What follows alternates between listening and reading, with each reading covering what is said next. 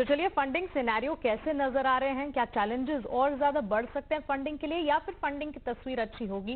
इस पर विस्तार से बातचीत कर रहे हैं। इस मुद्दे पर बात करने के लिए आज हमारे साथ wealthy.in के को-फाउंडर आदित्य अग्रवाल जुड़े हैं और वेंचर कैटलिस्ट और 9 यूनिकॉर्न्स के को-फाउंडर डॉक्टर अपूर्व रंजन शर्मा भी हमारे साथ जुड़े हैं। आदित्य, अपूर्वा, बहुत स्वागत है आपका ईटी नाउ स्वदेश पर अपना समय देने के लिए। आपका शुक्रिया इस अहम मुद्दे पर आज हमारे साथ बात करने के लिए, हमारे साथ जुड़ने के लिए। थैंक्स। शुरुआत सवाल है इस वक्त भारत की इकोनॉमी को लेकर। भारत की इकोनॉमी अगर हम देखें अन्य देशों के मुकाबले किस तरह से प्लेस्ड आपको नजर आ रही है? स्टार्टअप फंडिंग की जहां हम बात कर रहे हैं, पाथ गोइंग फॉरवर्ड इस वक्त कैसा दिख रहा है इकोनॉमी बाकी देशों के मुकाबले भारत की? भारत की इकोनॉमी इस समय स्टार्टअप फंडिंग के मामले में काफी अच्छी है। हमने $45 बिलियन रेज किया था 21 में। 22 में ऑफ कोर्स $25 बिलियन आया, लेकिन इसका मतलब ये नहीं है कि जो है पैसा अवेलेबल नहीं है मार्केट में। आज भी हमारे जो फंडामेंटल्स हैं वो बहुत स्ट्रांग है इंडिया के। आज हमारा हिट रेशियो अगर आप देखेंगे compare to other startup economies बहुत स्ट्रांग है।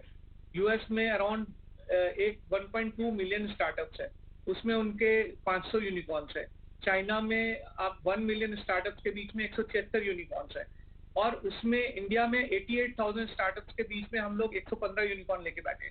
तो आज हमारा हिट रेशियो बहुत ही अच्छा है, और इंडिया के जो एंटरप्रेन्योर्स हैं उनकी कैपेबिलिटीज को वर्ल्ड ओवर यूबीसीज फंड रिकॉग्नाइज कर रहे हैं, और यही वजह है कि यहाँ पे लगातार इन्वेस्टमेंट आ रहा है और आने लगेगा। आने वाले समय में भी अगर आप इसको देखेंगे तो हमने पिछले 7 साल में 7 to 10 टाइम्स हर फैक्टर में ग्रो किया है।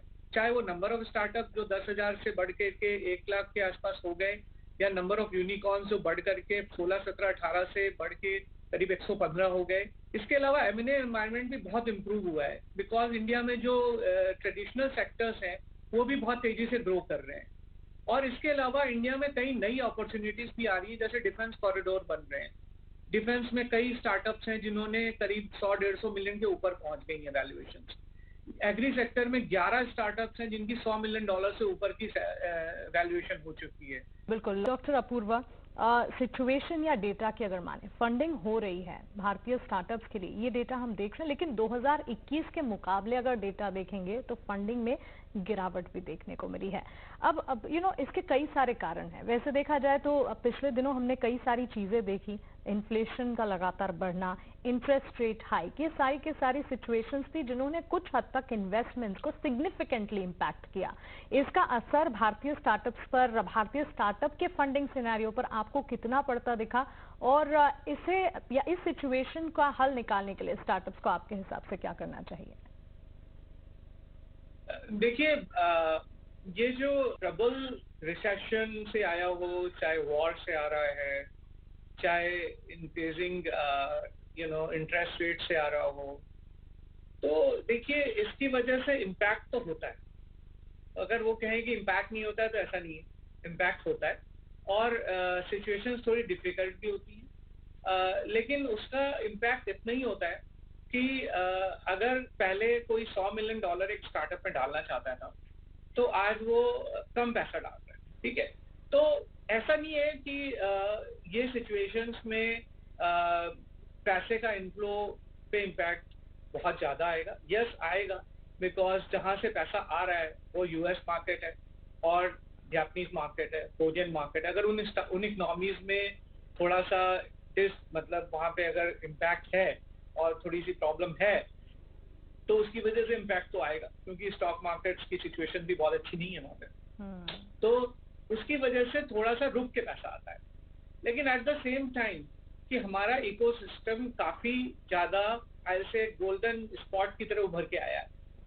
देखिए, इन्वेस्टमेंट में सबसे बड़ा फैक्टर होता है ट्रस्ट फैक्टर, और ट्रस्ट फैक्टर इंडियंस ने यूएस में जाकर के, आज आप जितने भी टॉप यूएस स्टार्टअप देख लिए, सब में C-लेवल एग्जीक्यूटिव इंडियन बैठे हुए हैं। वो बहुत बड़ा ट्रस्ट फैक्टर की रिफ्लेक्शन है। सिमिलरली दूसरा ट्रस्ट फैक्टर आपके स्ट्रॉन्ग इकोनॉमी के फंडामेंटल से आता है, जो अभी आदित्य ने बताया ऑलरेडी, वो बहुत स्ट्रॉन्ग है यहाँ पे। और तीसरा ट्रस्ट फैक्टर जो है इंडियन स्टार्टअप्स की कॉन्फिडेंस से आता है। जो मैं आपको बता दूं कि करीब 200 यूनिकॉर्न है, 1000 यूनिकॉर्न टोटल दुनिया में, उसमें 200 इंडियंस के, तो 20% मार्केट शेयर तो यूनिकॉर्न में इंडियन लेके बैठे हुए हैं। तो इसका मतलब सीधा सा यही है कि भाई ये एक अलग हमारी पोजीशन बन चुकी है और उसके लिए आज कोई भी इसको नजरअंदाज, दुनिया का कोई भी वीसी फंड नजरअंदाज नहीं कर सकता। तो इस वजह से मेरा स्ट्रांग बिलीफ है कि आने वाले समय में भी सिचुएशन को हैंडल किया जा सकता है। यस, हम लोग करीब हम लोग की काफी साल में करीब 150-200 इन्वेस्टमेंट होते हैं स्टार्टअप्स को, तो उनके आगे के राउंड्स भी हम लोगों को साल के करीब 50 से 60 राउंड, 100 राउंड तक होते हैं। तो हम सब स्टार्टअप्स को यही बोलते हैं कि भाई देखो, इस समय में आप इंक्रीमेंटल फंड रेज करो, 6-6 महीने में फंड रेज करो। आप बहुत सारा पैसा एक साथ रेज करने के बारे में मत सोचिए। हम लोग उनको ये बोलते हैं कि आप जो है कन्वर्टेबल राउंड्स रेज करिए, क्योंकि आज की डेट में कोई प्राइस देना नहीं चाहता है। तो इसमें क्या है, थोड़ा सा इनोवेशन की जरूरत है। फंडिंग जरूरी नहीं है कि एक ही पैटर्न में आप जैसे करते आ रहे हो, जैसे अच्छे सिनेरियो में करते आ रहे हो उसी तरीके से करिए।